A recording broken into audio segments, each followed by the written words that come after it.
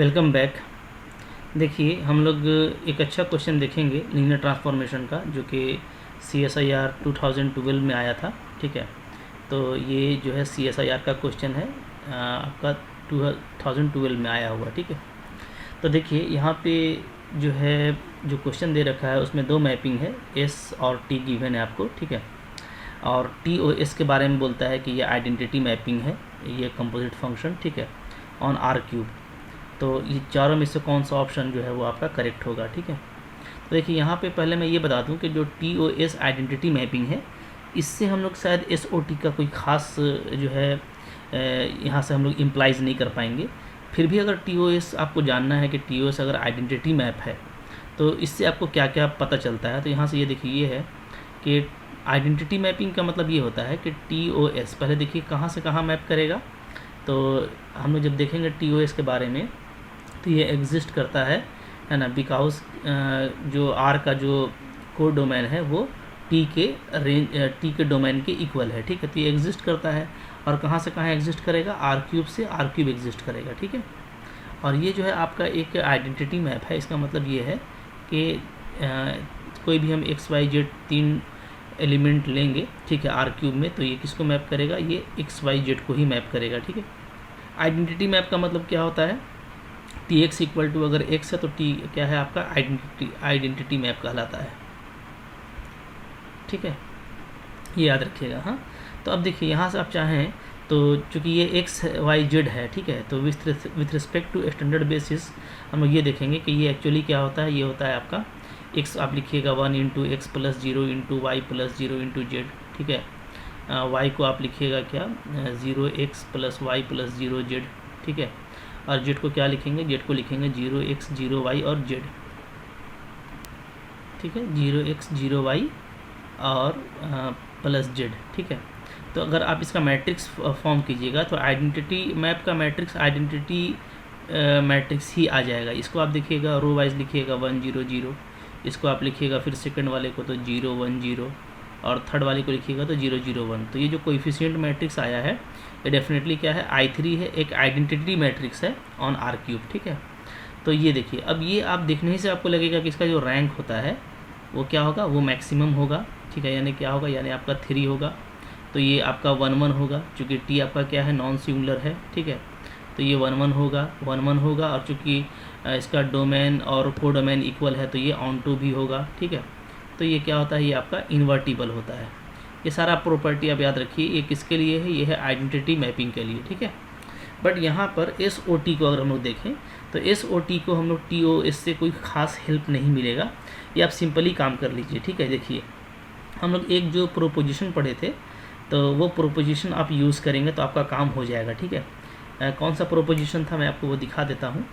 देखिए ये प्रोपोजिशन था, ये देखिए ये प्रोपोजिशन है, हम लोग पढ़े थे क्या कि अगर आपका F और G अगर कोई मैपिंग है, ठीक है, देख लीजिए यहाँ पे, और G ऑफ F, ठीक है, अगर आपका 1 1 है तो इसका मतलब ये होता है कि F 1 1 होगा, और G ऑफ F अगर ऑन टू है तो इसका मतलब क्या होता है, G ऑन टू होगा। ठीक है, ये मैंने प्रूफ भी किया था, वो उसको आप जा करके देख सकते हैं, बहुत इजी प्रूफ होता है, काफ़ी अच्छा प्रॉपर्टी है। ठीक है, तो अब देखिए यहाँ पे हम लोग कैसे काम करेंगे। यहाँ पे आप देखिए कि पहले S का बात देख लीजिए। हाँ, S क्या है आपका, मैंने आपको ये भी बताया था कि S का जो डायमेंशन है, अब अगर आप देखिएगा तो ये लेस टू मोर है, यानी इधर डायमेंशन लेस है डोमेन में और को डोमेन में डायमेंशन इसका ज़्यादा हो गया। ठीक है, तो लेस टू मोर वाले केस में ये बात तय है कि S कभी भी क्या होगा, ऑन टू नहीं हो सकता। तो यहाँ से क्या बात होगा, S नेवर ऑन टू, 1 1 हो सकता है लेकिन ऑन टू कभी नहीं होगा। ठीक है, T वाले में देखेंगे तो T वाले में देखिए डोमेन का डायमेंशन ज़्यादा है और को डोमेन का कम है, यानी मोर टू लेस वाला केस है। तो इस केस में T क्या होगा आपका, नेवर 1 1, ये आपका 1 1 कभी नहीं हो सकता।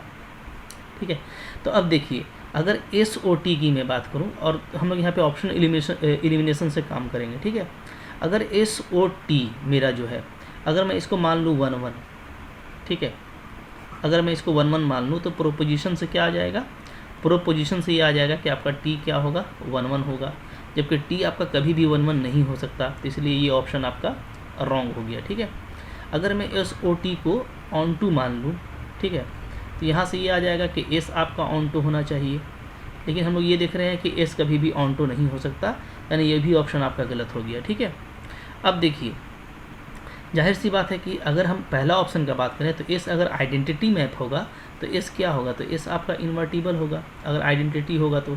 और इन्वर्टिबल का मतलब ये है कि एस क्या होगा, 1-1 भी होगा और प्लस क्या होगा, ऑन टू भी, जबकि ये ना ही 1-1 है ना ही ऑन टू है, तो ये भी गलत हो गया। तो ऑप्शन नंबर डी ही आपका क्या है, करेक्ट ऑप्शन है। तो यहाँ पर TOS से जो रिलेटेड चीज़ें थी वो आपने देख लिया, बट इसका खास कोई यूज़ SOT में नहीं है। आप इस तरीके से क्वेश्चन को आसानी से कर सकते हैं। ठीक है, चलिए एक और क्वेश्चन देखेंगे हम लोग इसमें। ओके, देखिए ये दूसरा क्वेश्चन है जो कि गेट के एग्ज़ाम में आया था। ठीक है, ये भी कॉम्पोजिट फंक्शन 1-1 ऑन टू से रिलेटेड है, तो अच्छा क्वेश्चन है। इसमें भी आपको देखिए दो मैपिंग S और T दे रखा है। ठीक है, और TOS आपको डिफाइन किया हुआ है V2X, जबकि dimension of V dimension of X equal है। बोलता है कौन सा ऑप्शन करेक्ट होगा। ठीक है, T ऑफ S आपको दे रखा है इंजेक्टिव, यानी ये क्या है, ये 1-1 है। ठीक है ना, और सर्जेक्टिव का मतलब क्या होता है, ऑन टू होता है। तो अब देखिए TOS क्या है, 1-1 है। तो मैंने आपको अभी बताया जो हम लोग यहाँ पे प्रोपोजिशन पढ़े हैं, नीचे देख लीजिए लिखा हुआ है कि अगर G ऑफ F 1-1 होता है तो F आपका 1-1 होना चाहिए। ठीक है, तो यहाँ से क्या हो जाएगा आपका S आपका क्या हो जाएगा, 1-1। ठीक है, अगर S मेरा 1-1 हो गया, बात ध्यान दीजिएगा। ठीक है, अच्छा S अगर 1-1 हो गया तो इसका मतलब ये है कि S मेरा क्या हो गया, S मेरा हो गया इंजेक्टिव। ठीक है, क्लियर है, S आपका इंजेक्टिव हो गया। अच्छा, अब यहाँ पे आप इस चीज़ देखिए कि चूँकि डायमेंशन क्या है, डायमेंशन जो है V और X का इक्वल है, यानी डोमेन और को डोमेन का डायमेंशन इक्वल है, तो TOS क्या होगा, 1-1 तो है ही, प्लस ये ऑन टू भी होगा। ठीक है, तो अगर TOS आपका ऑन टू है, ठीक है, तो फिर जो हम लोग प्रोपोजिशन पढ़े थे उसका सेकंड प्रॉपर्टी अप्लाई करेंगे, तो यहाँ से ये आ जाएगा कि G आपका ऑन टू होगा, यानी फर्स्ट फंक्शन। यहाँ से क्या होना चाहिए, T आपका होना चाहिए ऑन टू। ठीक है, यानी T क्या हो गया, T मेरा हो जाएगा आपका सर्जेक्टिव। ठीक है, तो ये देखिए ऑप्शन आप मिला लीजिए कि S इंजेक्टिव होगा और T जो है आपका वो सर्जेक्टिव होगा। तो कौन सा ऑप्शन करेक्ट है, तो ये देखिए ऑप्शन आपका करेक्ट आ रहा है। ठीक है, C नंबर।